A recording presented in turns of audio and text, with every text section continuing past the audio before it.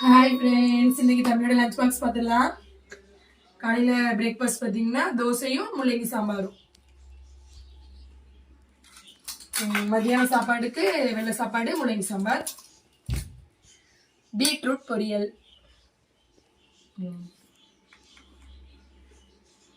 Beetroot வந்து சாப்பிட்டுருவான், இருந்தாலும் கொஞ்சம் கான் வெங்காயம் அப்பளம் கொடுத்துடும். மூடி இதுக்குள்ள மூடி எடுத்துடும் இல்லையா?